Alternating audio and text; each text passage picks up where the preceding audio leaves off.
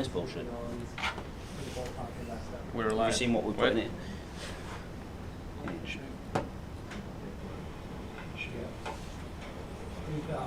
Right, I'm here today to talk to you about the NEBRC. What have you done? First, start off with an introduction from me. So I'm Joe. I'm a student here at Northumbria Uni. I'm doing my MComp here at the minute in cybersecurity. And in, I believe, 2019, end of 2019, I joined the NEBRC as a student ethical hacker. Since then, I've gone on to be a sort of student ethical hacking lead at the centre. I'm also part of their student services steering group, which makes sure that the services being offered by the centre are going in the right direction and the best they can be. I'll give you an overview of the North East Business Resilience Centre. So this is the Cyber Resilience Centre network. Basically, the country's different regions each have their own assigned Cyber Resilience Centre. The one of interest today is the North East Business Resilience Centre. The reason it's called Business Resilience Centre and not Cyber Resilience Centre like the rest is because, as well as cybercrime, we also deal with fraud. Basically, we offer a range of student services delivered by students from Northumbria Uni and Sheffield Hallam. So we do internet investigation, which is open source intelligence, or OSINT. So basically, you're looking to see what you can find about an organisation or a person. You collate all your findings into a report and you give that to the client. Security awareness training. I'm sure you've heard that the human is the weakest link in cybersecurity. Security awareness training is basically to give them the knowledge and the confidence to be able to challenge when something doesn't look right, such as a phishing email. Security policy review. Companies will have policies on how to do things, such as how to bring your own device policy on what you should and shouldn't do, or password policy, such as how you should phrase your password, the strength it should be, things like that. Students will go over and review these policies, identify any gaps for the client. We have internal and external vulnerability assessments. So these are basically, you go into a network, look at the systems, the services, assess them, see if you can find any vulnerabilities. Both do it from internally, so on the network themselves, and then externally from outside the network. And then this will go on a report that you'd give to the client explaining your findings and if they have any risks. And then you have a web app vulnerability assessment. So you assess a website, you assess it against the OWASP top 10, which is a methodology of the top 10 most common vulnerabilities on a website. You look for these vulnerabilities, you look for positives as well as negatives, so what they're doing well, what they're doing badly, not necessarily badly, but areas that they could be attacked from. And all that goes into a report again and sent off to the client. Now, there's an important distinction. The North East Business Resilience Centre does vulnerability assessments. We do not do pen testing. Now, a simple analogy to differentiate the two. Let's say you go up to a house. For vulnerability assessments, you go up to a house, you try the handle. If that handle opens, then it's unlocked. If it doesn't open, then it's locked. You make a note of that, and then you move on. That's a vulnerability assessment. With pen testing, you'd go up to the handle, you'd try the handle. If it's unlocked, you'd open the door and you'd walk in. So we don't do that, we just do vulnerability assessments. We're looking for risks on the website, we're not trying to get into the website. Now just a few things about the web app vulnerability assessments.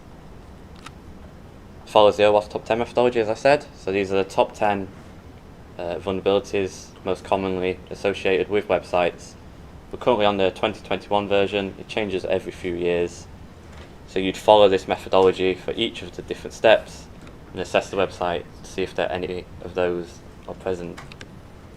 It's mostly a manual process, very minimal tool usage. You'd use Nmap, you'd use Burp Suite, but I don't think you'd use much more than that. This is done mainly to increase your skill. You're not relying on tools to do the work for you, and it also lets you see what you're doing and how you're assessing the website rather than just typing in a command and letting the tool do it for you. And findings go into a report containing 2 sections. So we have a high-level executive summary. So this is the non-technical explanation of the findings from the assessment. And you also have a technical section which goes into detail about what has been found.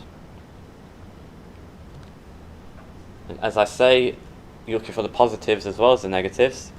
So these are just examples of some positives that you might find on a website. So the version of the web server software is hidden. This is good because if an attacker can't see the version of the web server software you're using, they can't go and look for the CVEs or the vulnerabilities associated with that particular version. They're not susceptible to SQL injection or cross-site scripting, so an attacker can't put some code into a form and inject whether it be an SQL query or some JavaScript code. The website's not susceptible to that, so an attacker can't take advantage of that. An SSL certificate supports TLS 1.2 or TLS 1.3. 1.3 is the latest version, but 1.2 is still good enough at this moment in time. If they don't support anything earlier than that, then that's positive. Now we've got some potential risks that you might find as well. There's no limit on the number of login attempts. So if there's no limit on the number of login attempts, there's nothing to stop a brute force attack from happening. An attacker could try as many different combinations of usernames and passwords as they like without any worry of being locked out. A directory scan might expose the location of the admin panel. So using a common name like, I don't know, panel, admin, something like that, an attacker will be able to find that so easily. And if they can, then that's one step that they don't have to bother with when it comes to finding account credentials that work. If they can find the login page that they can try a load of different credentials on straight away, then that's a potential risk. And form submissions are not protected with a captcha. So if you have a form submission on the website, you can put all your details in, submit that form, it might get saved into a system or it might get sent in an email to someone. If you don't have a captcha on that form, then it could become a potential source of spam, highly likely will become a source of spam. There's nothing to stop bots doing no end of submissions through there. Don't worry if you've got no experience in any of what I've just talked about. All you need is motivation and be willing to learn. You'll be taught as you go along with the centre, so if you're selected to do a service, you'll receive the necessary training before you start that service. Help will always be available. There'll always be a senior or industry professional ready to help you with the service should you need it. Should you get stuck or have a question, not know how to do something, you can just send them a message and they'll be ready to help you. Gives you a chance to develop and refine your skills. You learn how to deliver a service and you can improve on skills. If you don't have any skills, then you build those skills. If you have existing skills, then you can practice those skills on an actual service. Now just a bit about me and what I've done at my time at the centre. So I've done web app vulnerability assessments. These are my favourite because I used to be a web developer. So I've done quite a few of these for the centre. As I say, you follow the OWASP top 10. You find the positives with the website, the negatives with the website. You put it all into a report, give that report to the client read that report, and then optionally you might have a debrief with the client to go over the report. Any questions that they have, you can address those there.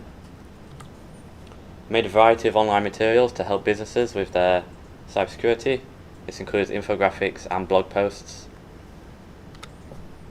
I've designed a new student service. I didn't talk about this in the list of student services, but I also developed a new student service called the First Step Web Assessment. It's sort of the starter to the full web app assessment. It's mainly automated by tools. It just gets sort of the low-hanging fruit with the website and doesn't go into a whole lot of detail. This service can then be followed on by the full web app vulnerability assessment. Performed some demonstrations at webinars, both in person and online. My demonstration of choice at the minute is on Wi-Fi spoofing, showing how a legitimate looking Wi-Fi hotspot can actually be capturing all your information while you're connected to it. I've been given opportunities to present to both police and businesses. Most recently at what is called the Problem-Oriented Policing Awards. This was over 2 days presenting or pitching the NEBRC and how they're helping businesses in the Northeast. And then as well, a variety of presentations to businesses in the Northeast to help them with their cybersecurity. And as a more senior role as a student, I've helped businesses address their security concerns. So I'll be involved with discussions with clients, getting their concerns and helping them address them, working out what we can offer them, how we can help them. And I've supervised the delivery of student services. So as I say, you won't be alone when delivering student services. There'll always be someone ready to help you. Sometimes that might be me, sometimes it'll be an industry professional, most times it'll be both. Now what do you get from the centre? Well, first and foremost, you get paid. You're paid for the work that you do. No work goes unpaid, and it's a fair rate for each of the work you do. You'll be told in advance how many days this work or how many hours this will take, and then you'll know how much you're going to get paid at the end of it. Getting valuable experience. So you can go to uni, you can be taught loads of stuff, but if you've never actually used that knowledge in an industry setting, then it can be a bit daunting. By joining the centre, you get a chance to apply those skills to actual work.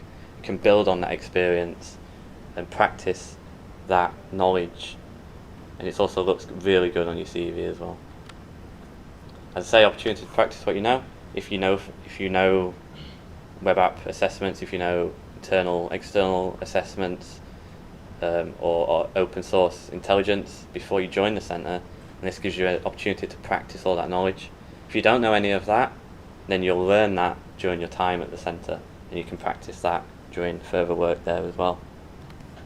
And you get connections to others in your industry, so there'll be countless opportunities to connect with other people in the cybersecurity industry, whether this is police or other businesses. You'll get plenty of opportunities. One of such opportunity is an end of year reception, where all the students and businesses and police associated with the centre come together. There's usually some talks and then other networking opportunities. Here you can see me, Carl, Vitas. You can see Martin in the blurry background there. He's the head of student services. Really nice guy. He was hoping to be here today, but unfortunately couldn't be. And that's that really. Any questions from anyone? No? That's me done. Sorry Ryan, I couldn't find a picture of you in it. It's fine. Glad. There's probably two with me in.